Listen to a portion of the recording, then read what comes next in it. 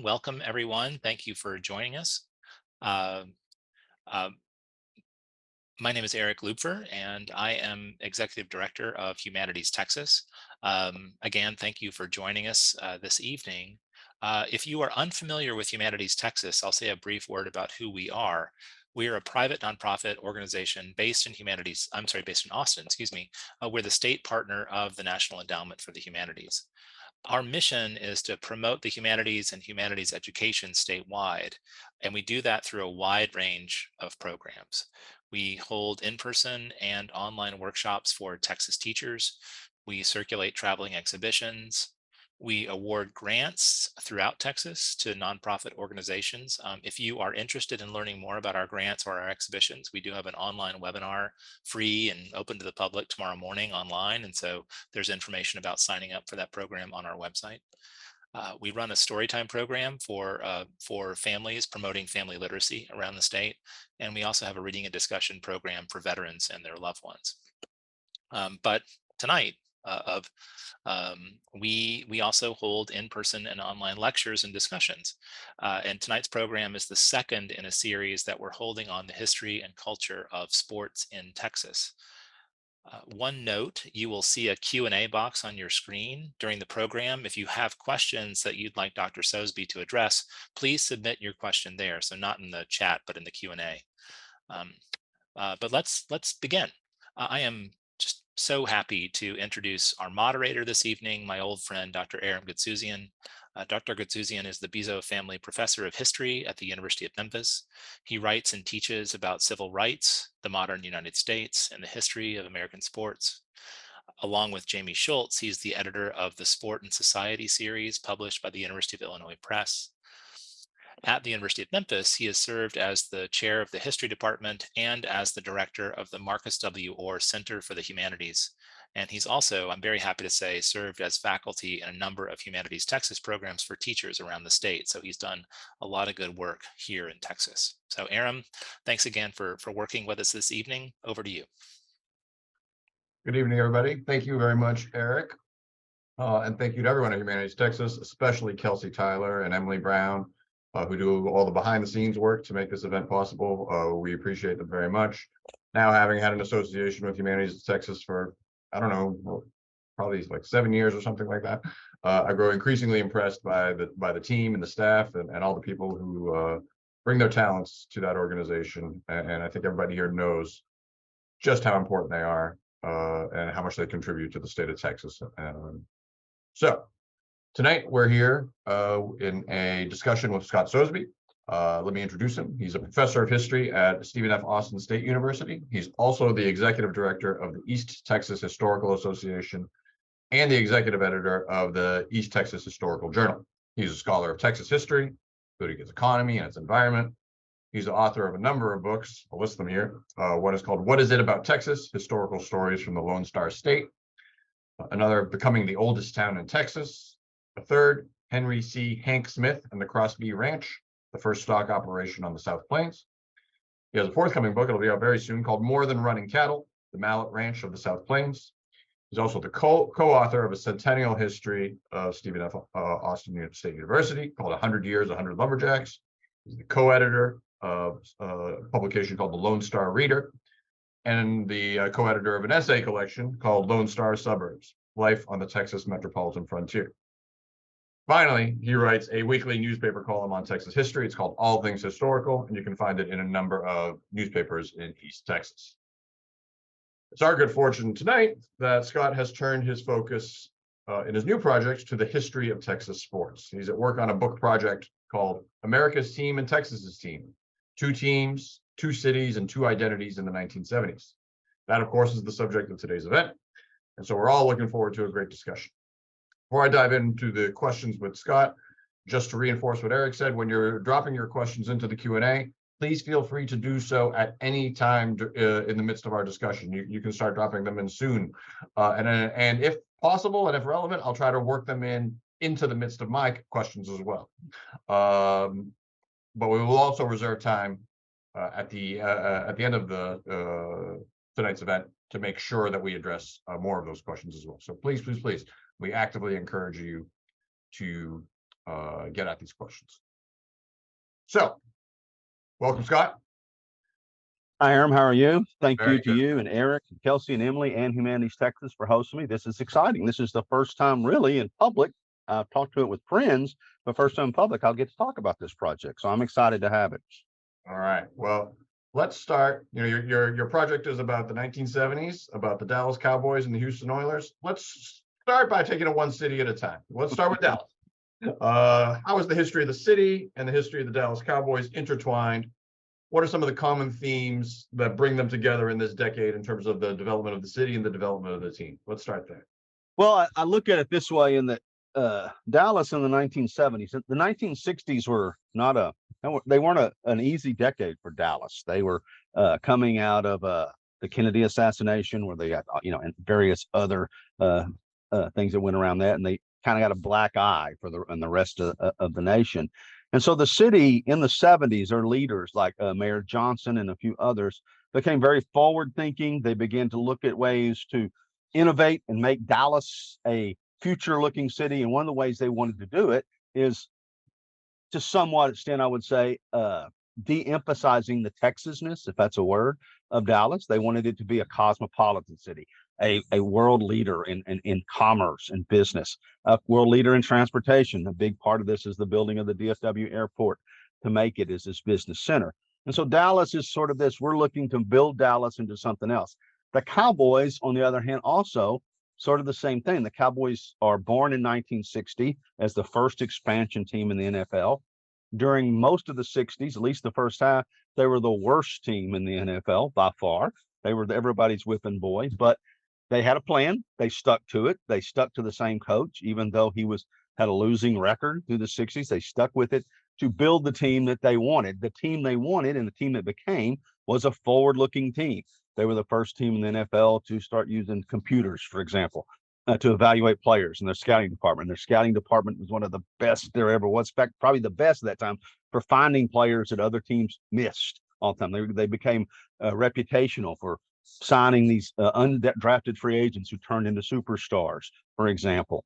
They also, their uniforms today, to us, they wear almost the same uniform as they had during the 70s today. But at the time, that was innovative. That was flashy. Nobody had one. Tex Schramm designed those uniforms for one reason. They looked good on television. And that's why they had the uniforms that they had. They picked the colors that they did to look good on television. They also, innovative. Their home uniforms were white. Other teams' uniforms at home were dark colored. Television at that time, because it came from black and white images, you wore white at home. That meant the Cowboys wore white all the time home. But then when they went on the road, other teams wore their dark uniforms. So they got to wear their white uniforms then. They wore their white uniforms all the time. That was a calculated decision. They were innovative in offense, innovative in defense. They were known as if you will, the team of the future in the NFL. So that's how the city and the team, to some extent, was put together. Just as a follow-up question on that, the Packers are clearly the great dynasty of the 1960s. What's the relationship between those two teams and their football history, and how are the Cowboys? Are they defining themselves against the Packers in any way? That's a good question, Aram. I think so, because they were the dominant team, and that was the team that they were set up to beat. Now, interesting about that, of course, Vince Lombardi and Tom Landry were good friends. They served on the same staff with Jim Lee Howe with the New York Giants. They got the idea. Jim Lee Howe was more of a CEO type coach with the Giants, and Lombardi ran the offense and Landry ran the defense. And when Landry got the head coaching job in Dallas, what he set out to do was design an offense that could beat Vince Lombardi's, design a defense that could beat Vince Lombardi's offense. And on the other hand, look at a defense who could also beat the Packers, an offense who beat the Packers defense. So there was definitely that trade-off. And also the Packers were a different kind of team. They were from the small town. They were grinded out in the dirt type of team. And so, yeah, I think you could say definitely they were the two foils for each other. Interesting.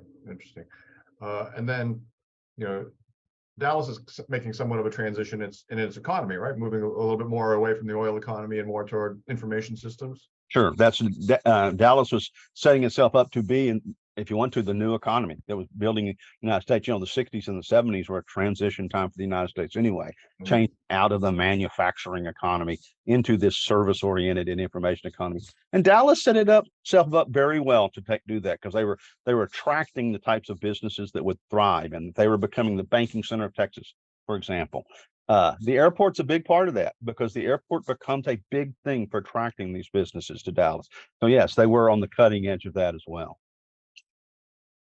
So then how do we contrast the Dallas story to that in Houston? What's the Houston stories? Oh, go ahead. Yeah, it's interesting in the fact that if we go back to the 60s, if you want to, if there was one city in Texas that you might call the future city in the 60s, it was Houston, because NASA was there. The Apollo project, NASA's all there. Houston, they named itself Space City, if you will.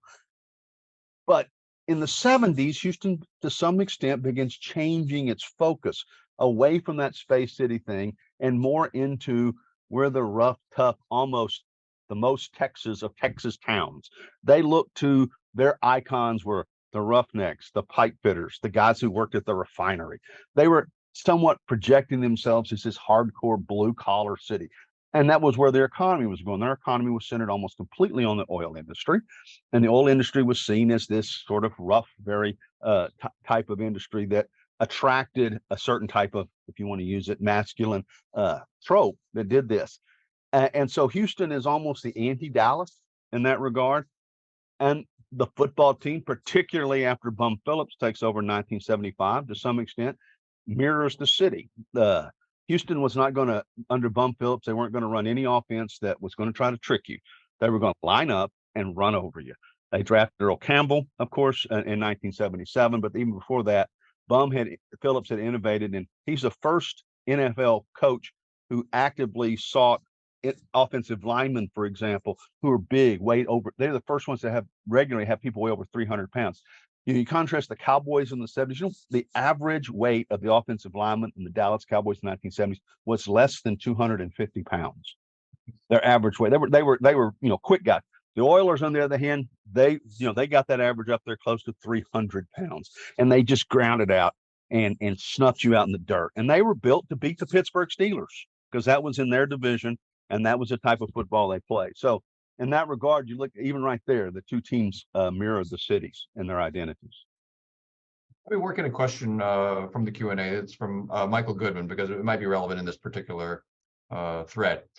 He says, could you also comment on the decision to rename the Houston Major League Baseball team the Astros in the early 60s? Of course, they were the Colt 45s before that. Certainly. Another decision definitely related to the atmosphere and economy of the area. Absolutely. That was Royal Helfines made that decision completely to take advantage of the NASA and the Space City thing.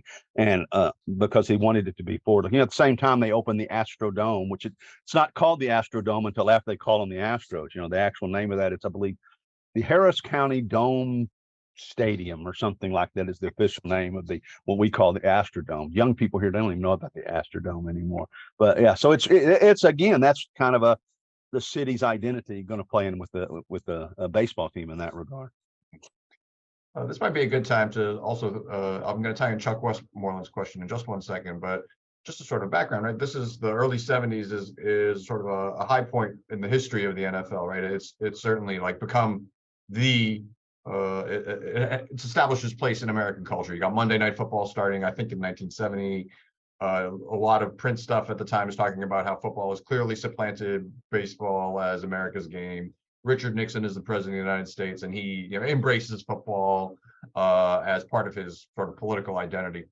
So you can comment on that, but I'd also like you to maybe think about Chuck's question, which says, in terms of establishing a foothold within Texas culture, what challenges, if any, did the immense popularity of high school and college football in Texas pose for the Cowboys? So maybe this juxtaposition of the pro game with that.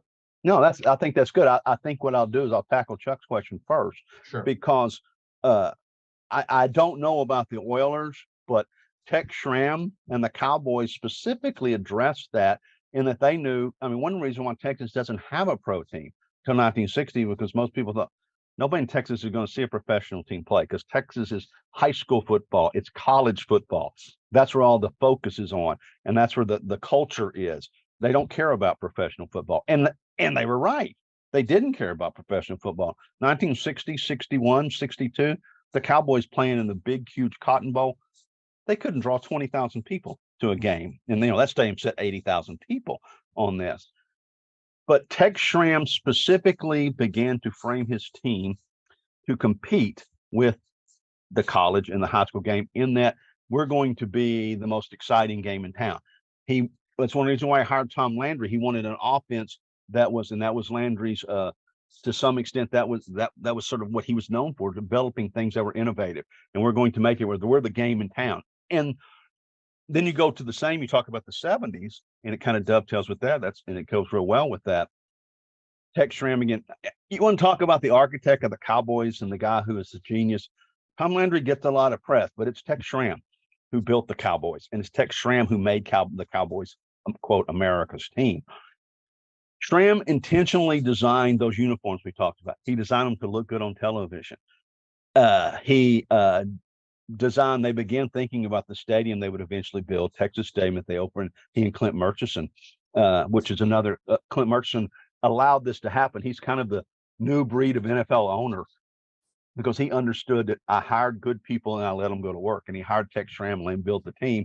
And Clint Murchison worried about making money and building a stadium, which was his big thing, the Texas Stadium. But Texas Stadium was designed for television. It was designed for people to watch a game on television there. It was designed for, if you went to the stadium, you were covered up. It rained on the field, but not to the patrons in the game.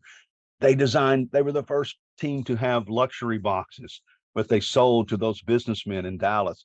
So the Cowboys were perfectly poised to capitalize, Aram, on what you said, the NFL taking off in this new era of the 70s, taking over from baseball, because we all love baseball. I love baseball probably more than I love football, but baseball is not really a game that's watched well on television.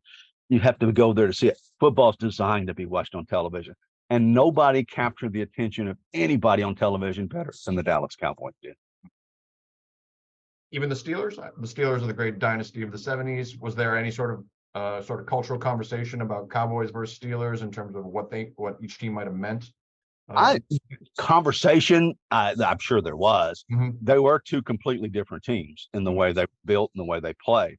The Steelers were more old NFL. They were, but as good as the Steelers were, Aram, as good as they were, and they were the dynasty at that time. They, won the Super Bowl. The Cowboys still were the most popular team in the NFL in terms of selling gear and everything. They were more popular than the Steelers were. Part of that is because they were appealing to the whole nation for some reason. As we're on this theme, this is a good time to bring in the question from David Deninga. He says, is there a similar contrast between the playing styles and identities of the major college football programs in Texas at that time? I'm not sure if he means in terms of the differences between the college teams themselves or between the colleges and the pros, but either question, feel free to say. If it's between the colleges and the pros, yeah, the Southwest, think about it, in the late 60s and into the 70s, the Southwest Conference was still a running, grinding out. University of Texas is running the wishbone. They might throw the ball 5 times a game, when they did it. It was definitely instilled that way. And almost every team played that way. The only team that was different than that doesn't join the Southwest Conference until later, don't join until the 76, is the University of Houston Cougars.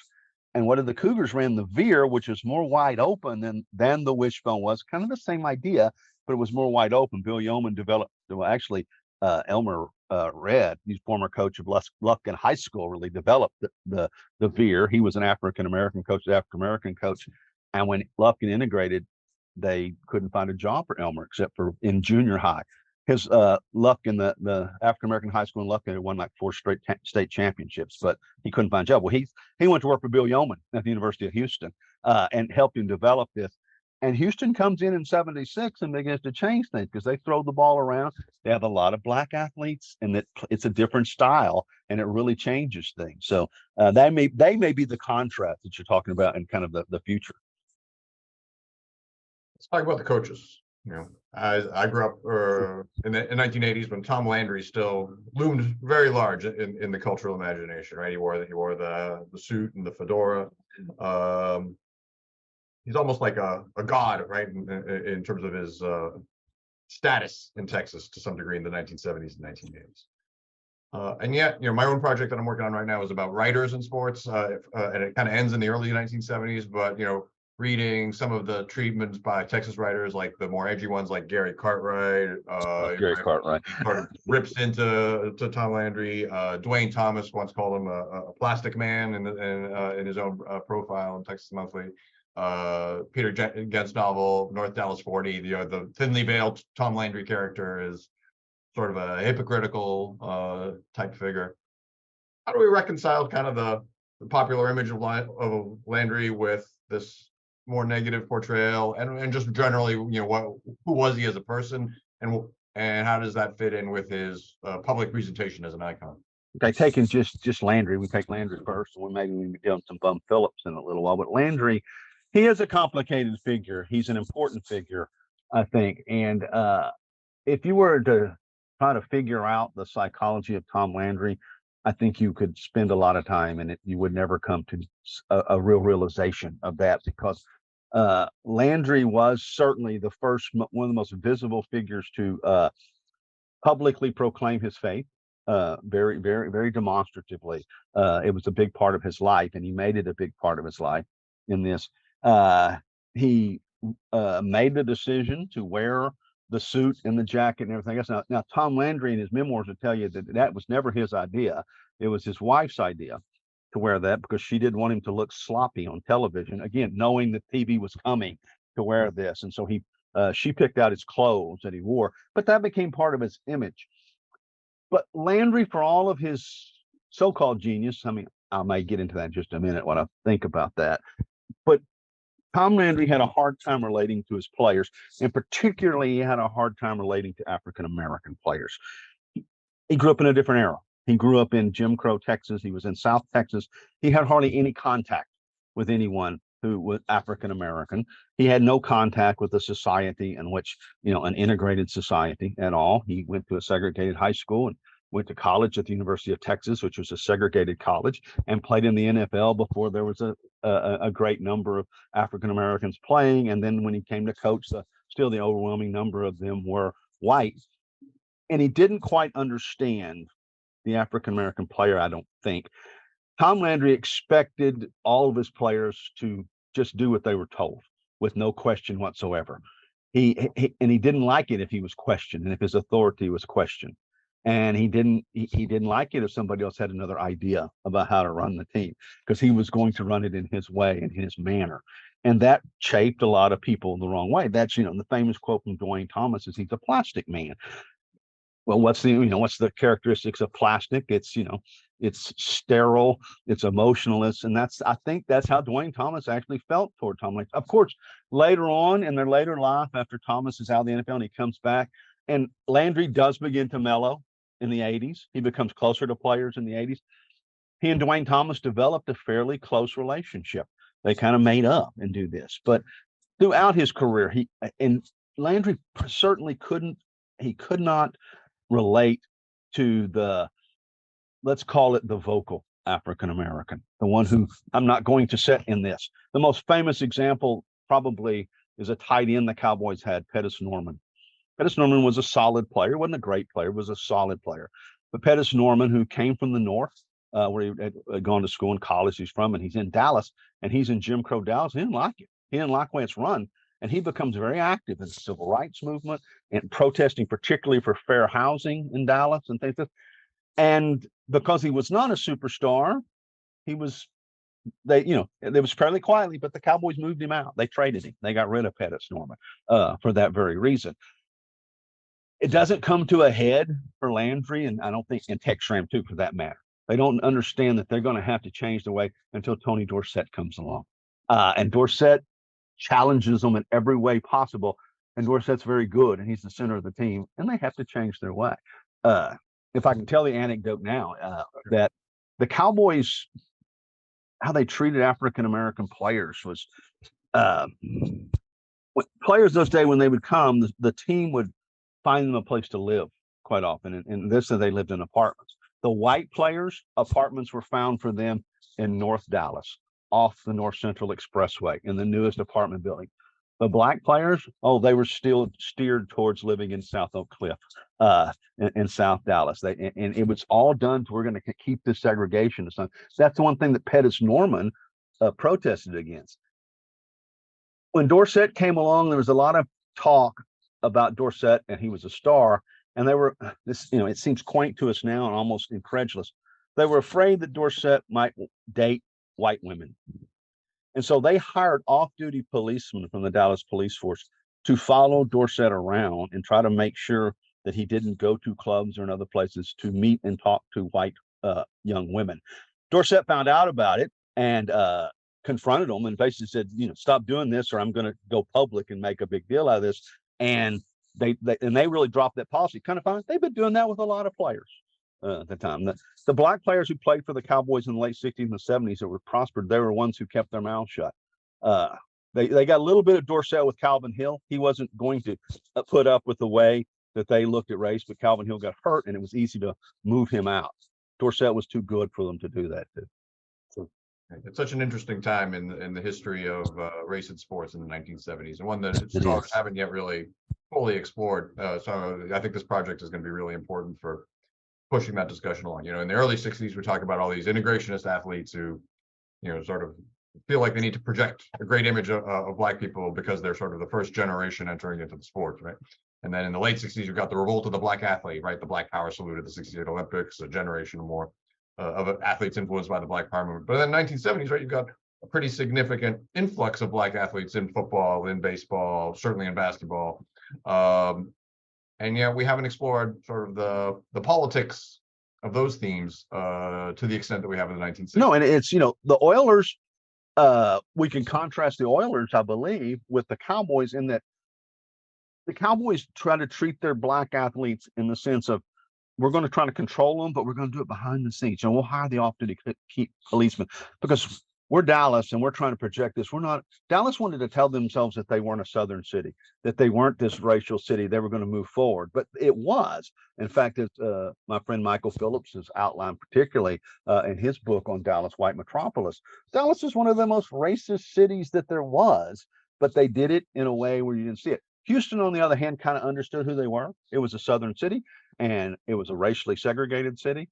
Bud Adams, who owned the Oilers, was very public about his racism.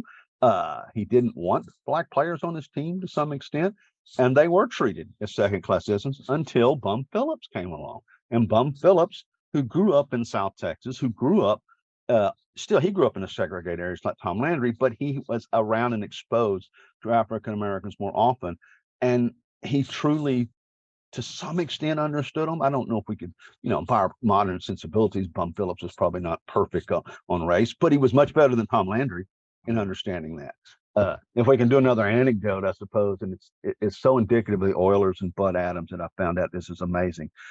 When the Oilers drafted Earl Campbell in 1977, he was going to be the centerpiece. This was finally, Bum Phillips had the running back that he was going to center, and Bum Phillips was the general manager.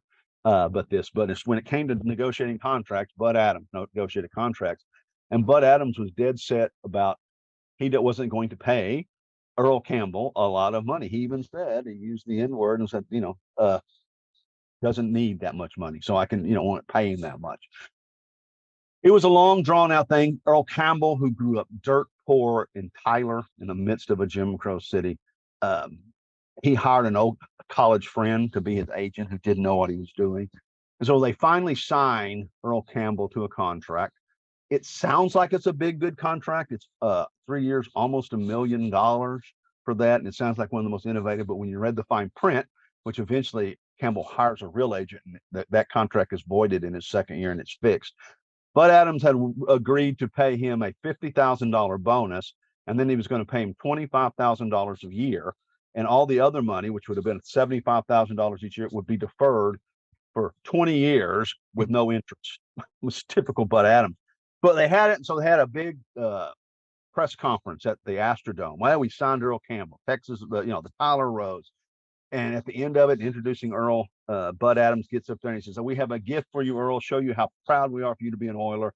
And it is here. And they roll out a brand new, at that time, 1978 model, baby blue, the Oiler colors, Lincoln Continental. Earl Campbell never owned a car in his life, and he gets the Continental. He's overjoyed. He takes the car. He drives back to Tyler to show his family. The next morning, he's at home and his phone rings, and it's Bud Adams, his banker at Texas Commerce Bank, wanting to know when Earl was going to come down, sign the papers on the loan to start making the payments, and also pay the down payment on that Lincoln Continental. Earl gave the car back. He didn't keep it. But that's Bud Adams right there. There was a good question in the chat that was connected to the Earl Campbell story by Nathan Haig, asking, and your theme, of course, is America's team, Texas's team, right? That Houston sort of embraces the mantle of Texas's team as a response. How important was Earl Campbell to that, right? He born in Tyler, played at UT. Did he bring Texas bona fides to the Oilers to a certain degree? I think so. I think that's exactly right, and they had it to it. Earl Campbell did bring that where, hey, now, because I mean, there's no bigger. I'm from Texas Tech, so it pains me to say this. There's no bigger college football team in the state than the University of Texas, and in the '70s that was even more because the University of Texas had won 2 national championships, and they were one of the blue bloods of college. So when the Oilers get Earl Campbell, that makes a difference. It really does. But the Oilers had embraced that whole we're Texas's team almost before that. I mean, Bum Phillips. He wore the cowboy hat and the boots and everything, and they were a freewheeling team, and they played. At that time, their quarterback was from California, Dan Pastorini, but Pastorini was a crazy man.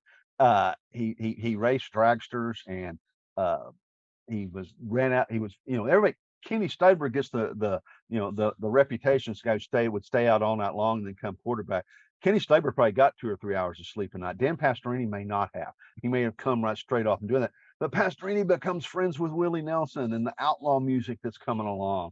And he's at this stuff. And so they're going, the America's team, Texas team comes from a quote in 1979. And this is what really got me started on this project, because I was watching it was a special. I don't, it was 2018 or 2019 on the Thanksgiving Day games and all kinds of Thanksgiving Day stuff.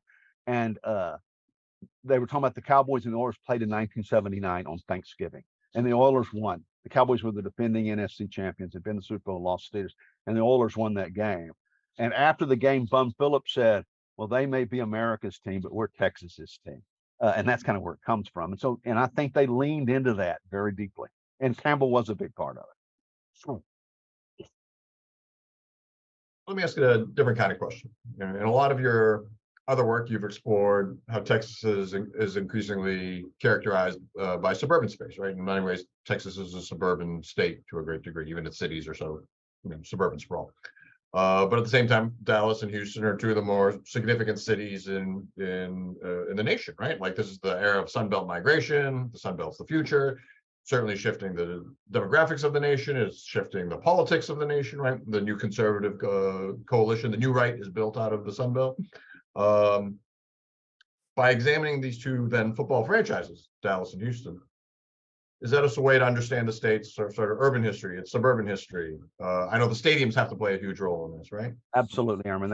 And to some extent, I hope that is the core of the work, is that we look at these cities and how the urbanization in Texas is reflected by these 2 cities and how they grow differently besides the economy. And the 2 football teams, to some extent, embrace that. The Cowboys, of course, when they're going to build their new stadium, they don't build it in the center of Dallas. They build it in Irving, and it's in the suburbs. And the Cowboys are almost the perfect suburban team. They're the ones who are going to appeal to that family, that white family that moves to the suburbs and has the 2.5 kids with the picket fence, and daddy goes to work at the office in the core city every day, and they go back to their house in the suburbs. The Cowboys are that perfect representative. They're going to be that team that has it.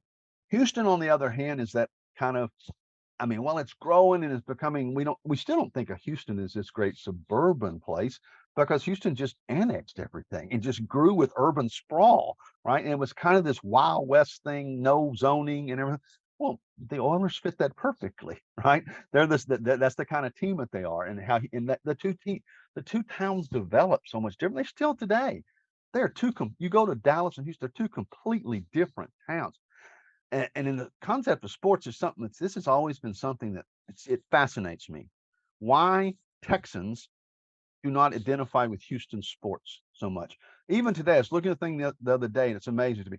The Houston Astros are the best team in baseball for the last 5 or 6 years. Still, by a huge amount. Texas is Texas Rangers. They're Ranger fans.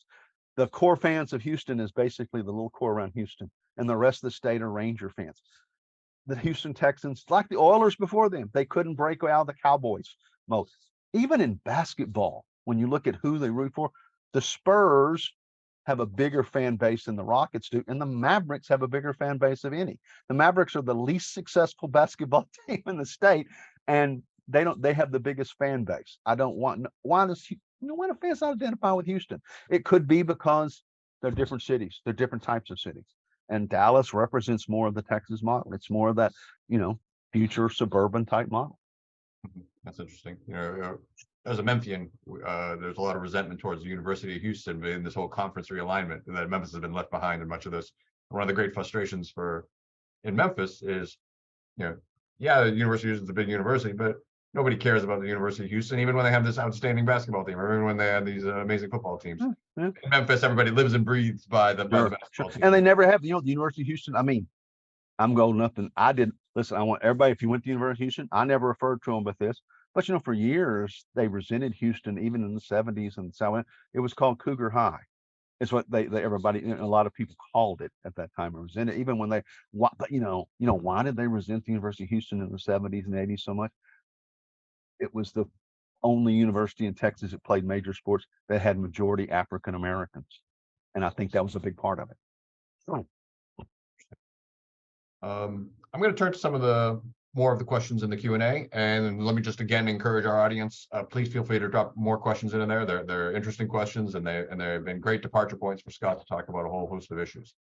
One of the questions, or the first comment, I should say, it says, it's from Fred Goodwin. It says, I hope you mentioned Ralph Neely and the Governor's Cup. Please excuse this non-Texan. I have no idea what Ralph Neely and the Governor's Cup. Well, Ralph Neely was an offensive lineman for the Cowboys. He was in the 70s, played offensive tackle. Ralph Neely was a fantastic player, an all-pro a number of times.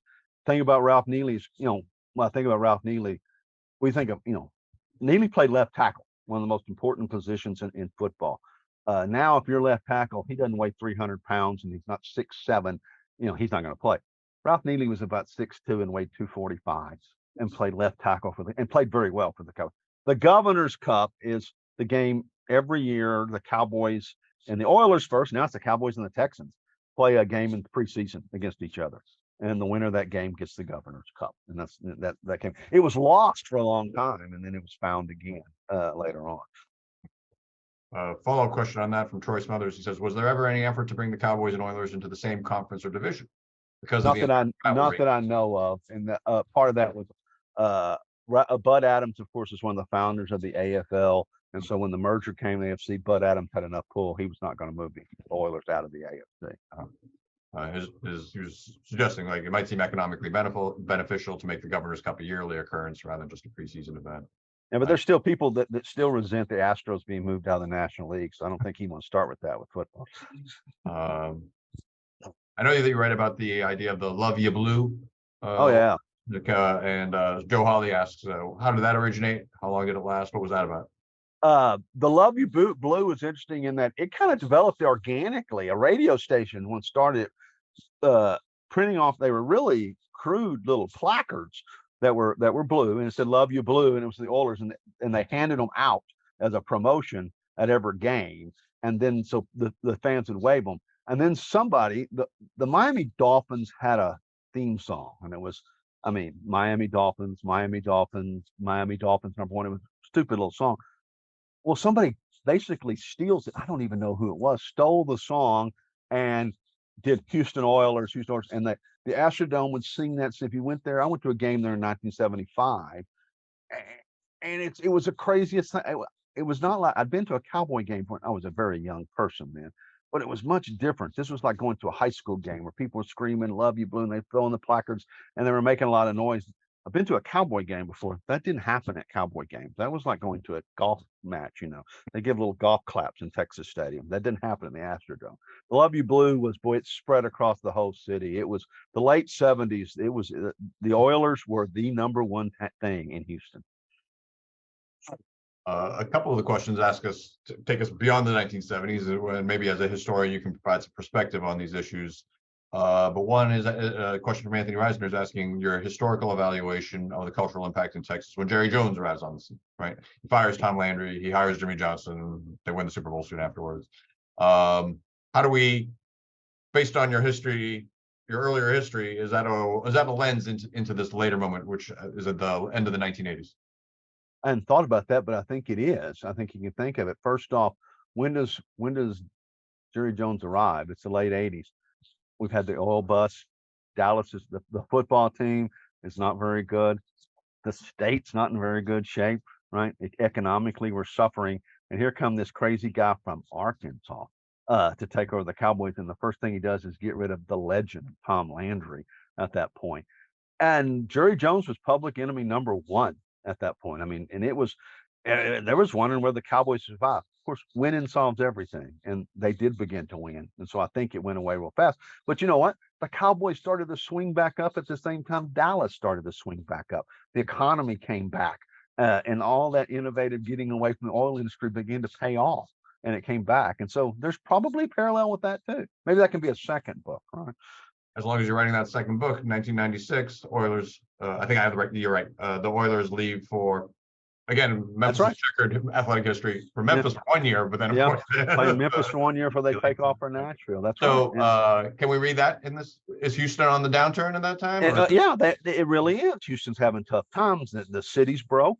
I mean, one of the reasons why they left because the city basically said, we're not going to pay anything for the Astrodome. They told Bud Adams, you want it renovated? You want a new stadium? You pay for it. We're not going to. And he got mad and made them and ripped them out of Houston and took them off. And so, yeah, I think that would parallel as well also probably. It's Gustavo Villanova comments, this is the blue collar team, loyal to hardworking Houstonians, but they end up leaving for Tennessee. So building on that, Nathan Haig asks us, then why have the Texans not been, why aren't they a reflection of Houston the same way that the Oilers once were? That's a good question. And I have to say, I have no idea. I don't know why the Texans have not connected, if you will, with, I mean, they chose the name, I mean, what could be more? I mean, we're going to be the Texans, the other thing can be the Cowboys. We'll be the Texans on this stuff. And it doesn't. I don't know why. I have no idea why, but he's exactly right. The Texans haven't made that connection like anybody else. And their fan base is not near as big as it should be. I think it should be bigger. Maybe it's because they don't win as much. That could be it. But you know what? The Cowboys don't win that much anymore either. And they're still America's team. They still sell more paraphernalia and gear than any team in the NFL by far. I wonder if with the Texans, if you need to have that success that builds in a generation of fans that then stick with the team. That you need to, especially with the younger generation, right? They need to become sort of identified with the team. And now if we're going to, for sort of a full circle moment, Joe Hawley reminds us that Jerry Jones hired Wade Phillips, son of Bob. That's right. How was Wade different from his dad? How did his Cowboy career fare? I don't know. If Wade was more different than his father, he's quieter than his father to some extent. He doesn't have that someone, but also, I mean, Bum Phillips's story is unbelievable. And Bum Phillips is born in Orange, and he grows up in Orange in a very blue collar family. His family's they own a ranch. They work on a ranch, outside of Orange and things like this. He goes to school. He goes to school for 1 year at Lamar where he plays football. And his daddy didn't want him to play football. In fact, he used to whip him every day when he came home. He would be late and went to his chores. He'd been at football practice. And Bum supposedly just took it on this. But he goes to Lamar for a year, and then World War II breaks out, and he joins the Marine Corps and he's a raider for the Marine Corps during the war. He comes back and finishes Lamar's a 2-year school. Then he finishes at Lamar. Then he comes to Nacogdoches to Stephen F. Austin and plays football at Stephen F. Austin. And then he goes to work as a high school coach, and he run up through the ranks in the high school coach. He coached for Nederland, down by his hometown. He coached at Amarillo for a while. He coached at Port Neches Grove later. But he finally gets in with college coaching and becomes a head coach of Texas Western, just as they were becoming. He and Don Haskins are hired the same year at Texas Western in El Paso. Don Haskins, of course, goes on to be legendary. Bum Phillips has 1 year as a head coach at Texas Western. They don't have a winning season and they fire him. And he has to go back down to the college rank, high school ranks. He works himself up. He goes to work for Bill Yeoman at the University of Houston. And then he ends up in the NFL with Sid Gilman for the San Diego Chargers. Then Gilman takes over as the in Houston, and he comes with Gilman to Houston. So he's an up through the ranks guy, and he's rough hewn, but Bum, unlike Tom Landry, for example, loved to interact with his players. He would, on the plane rides, he would go back in the back and sit with the offensive and defensive linemen and drink beer and dip snuff and play cards with the team. You would never catch Tom Landry doing that ever at any point. Wade Phillips, from what I know from him, he's a little more soft spoken, but he's got his daddy's ideas of being a players type coach, and he tried that with the Cowboys, and I think that was his undoing because they couldn't, while he was and the players loved him. The players absolutely loved Wade Phillips, but Jerry Jones had to have a scapegoat, so he became scapegoat. And Jerry Jones wanted to hire Jason Garrett, and so he didn't want Jason Garrett to leave, so he made him leave.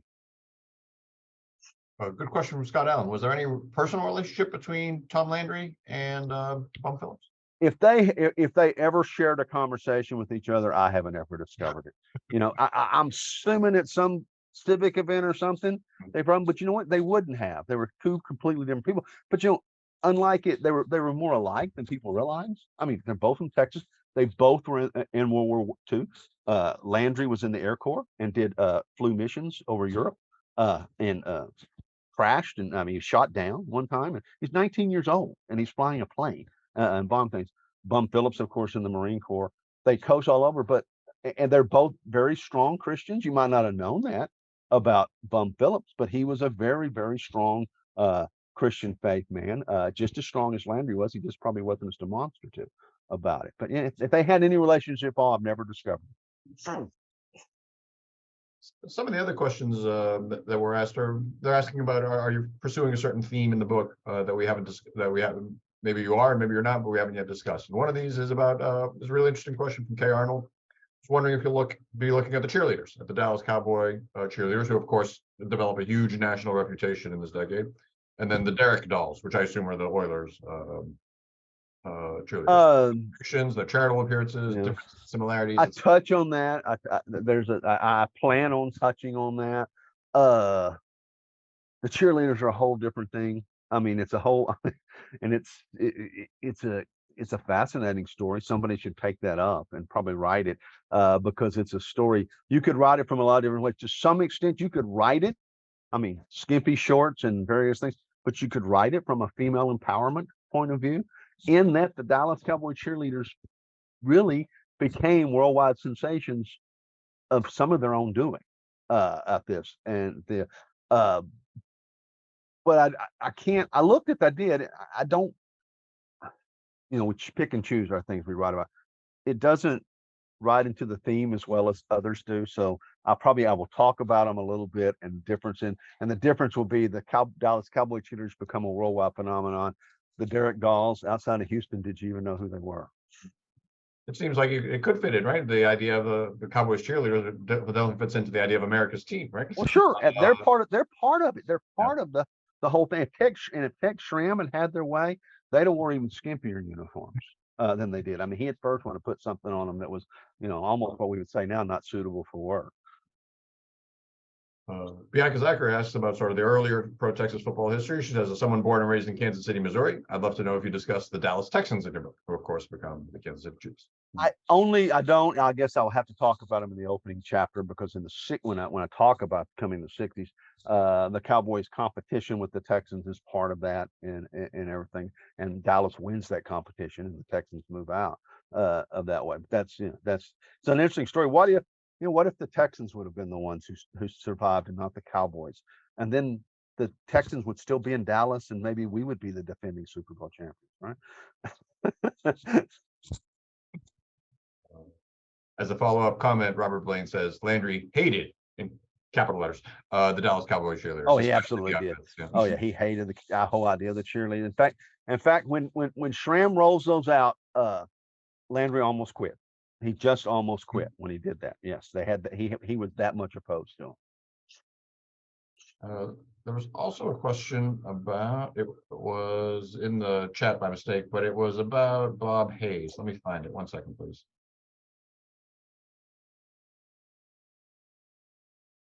I'm not seeing it now, but if I recall the question, I was asking, Bob Hayes was kind of the first black superstar Yes, of the yes. Cowboys. What was and it was going back to that discussion of race and black athletes that you'd engaged in. What was his experience, and how do we compare contrast with the 70s? Hayes is kind of a transition part of that when he comes in. Hayes is already somewhat of a superstar when he becomes a Cowboy because he'd won the gold medal for the 100-yard dash, 100-meter dash in Tokyo Olympics in '64. Bob Hayes changes football because he's so fast. They have to, I mean, the zone defense is developed to cover Bob Hayes to some extent. But Hayes grew up in Florida. Hayes grew up in the Jim Crow South. See, we talk about Calvin Hill, Pettis Norman, Tony Dorsett. Those guys grew up in the North, and they did not understand living in a Jim Crow South city. Bob Hayes did, and so Hayes was quiet. Hayes didn't buck things, and he did not make any wave. To some extent, he went along with the whole idea of the Cowboys suppressing this idea. But the Cowboys did have a bit of a problem with Hayes because Hayes becomes really their first black superstar. And so he's kind of the face of the franchise to some extent. And they didn't really know how to market him. And they didn't do a very good job of marketing. In fact, they probably did Hayes a great disservice because he doesn't get the recognition that he should as the player he was because of that. Landry did not know how to talk to Bob Hayes. He had a hard time knowing how to talk to Bob Hayes. In fact, you mentioned Pete Gent. Pete Gent became, in the early days, kind of the go-between between Landry and Bob Hayes because Gent formed a relationship with Hayes. He and Hayes got to be pretty good friends.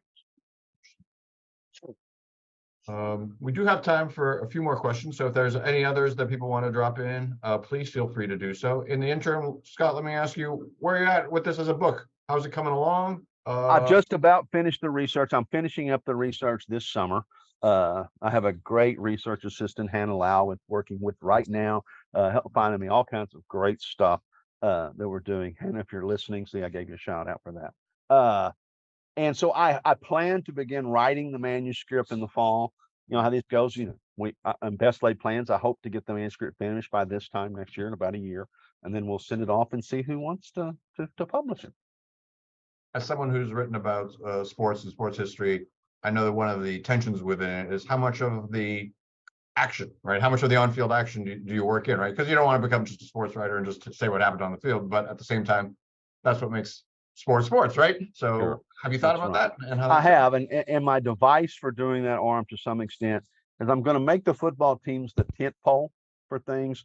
And so I will start each chapter with like one chapter be on Dallas and a certain thing and talk about the team and how they were, and then move that from that to the city and how the city begins to reflect that. For example, if on the race issue, I will, Dallas and the race thing, and start the chapter with how Dallas dealt with the racial connotations of their team, and then move into how the city of Dallas did the same thing, and then another chapter for Houston. So, and that, to me, that's the best way to do this. And that way I hope I don't, I'm not going to get into, we're going to talk about what happened every season of the 70s.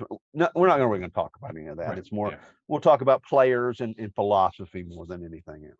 Like the best sports history, it really gets at the big questions through the stories in sports. Exactly. Terrific.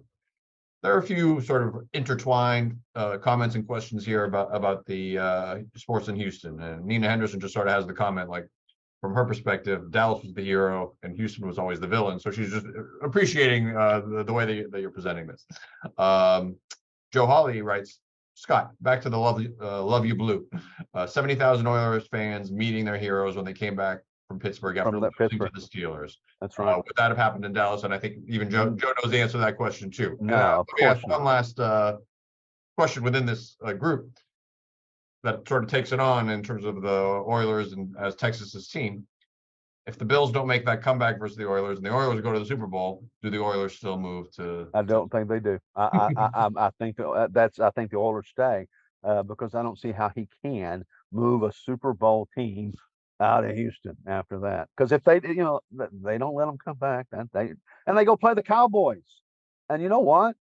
They were a better football team than the Cowboys at that time. I think they'd have beaten the Cowboys in that game.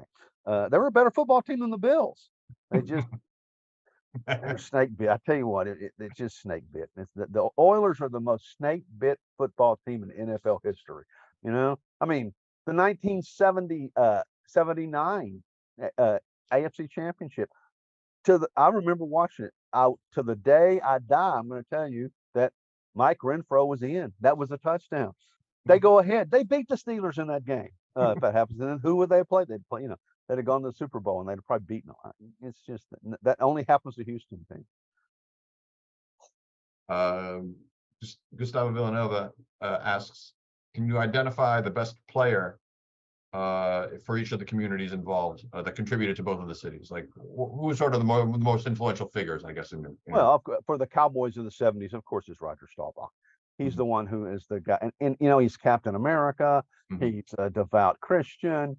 He's a devout family man. He lives in the suburbs. He doesn't live in Dallas. He's the perfect representation of what the Dallas Cowboys want to be on this. The Oilers suffer a little more from that, but because it's not till the later part of that. So quarterback with the thing. And so while Earl Campbell was probably the best player in that era, Earl only really plays the last 3 years of the 70s.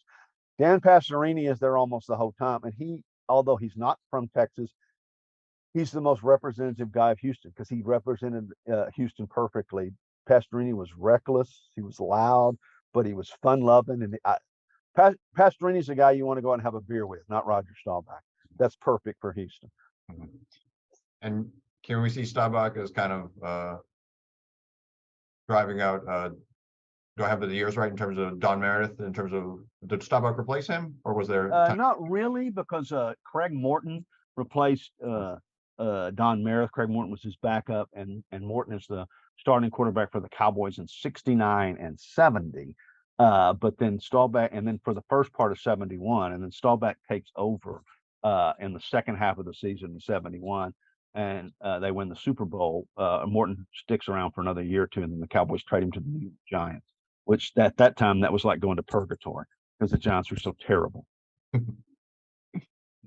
Were there differences in ticket costs? David Ninning asked. Absolutely. It was particularly after Texas Stadium is open. Texas Stadium it very quickly becomes the most expensive ticket in the NFL. I mean, and most of those, Clint Murchison is the one who developed the ticket licensed policy where you had to buy the right to buy a ticket for a season ticket for the Cowboys, and that's how he financed it. It was ingenious. Clint Murchison was a genius in coming up with it. There's a great book out right now written by Clint Murchison's, I hope I get this right, grandson, the Hole in the Roof. So I just finished reading. It's a fantastic book on Murchison in that regard. But the Oiler ticket was much cheaper. You could go to an Oiler game in the 70s for $10. In fact, my uncle he invited us all down there in November. We were living in San Angelo. We drove to Houston, and we all went to an Oiler game because in the Astrodome because you can go real cheap. You didn't go to. I went to a game in Texas Stadium, but boy, howdy, that was like that was a big thing. You'd take out a loan to go there. It's not as much as going to Jerry Jones's game now, where you got to pay $75 just to park. It's amazing. I don't know what tickets at the Oilers games are. I'm assuming now they're probably even cheaper than it is to the Cowboys.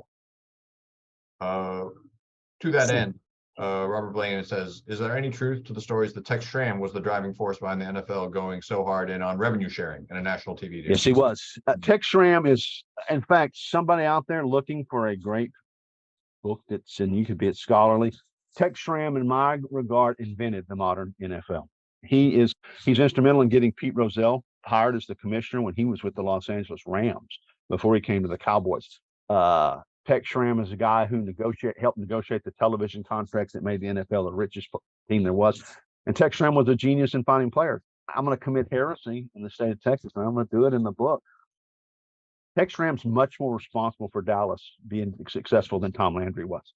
I'm not even sure Landry was that good of a coach, because Tex Schramm went and found him players that were unbelievable. But yes, Tex Schramm was the innovator, and he is the revenue sharing and all these things that come with television. That's a Tex Schramm idea. He is, he hadn't got enough credit for building the modern NFL. Let me end with this great question from Fred Goodwin. It's a nice way to think about the end by thinking about the beginning. Any ideas for a cover photo for your book?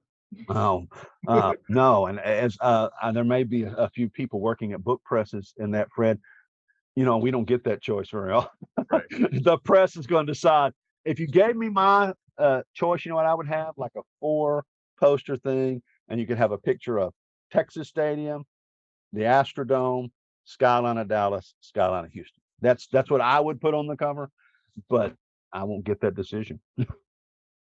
Marketing makes those decisions. That's right. Well, I want to first thank everyone who participated in today's event. We're very thankful to all the people who came out and were so engaged and asked these great questions, Scott.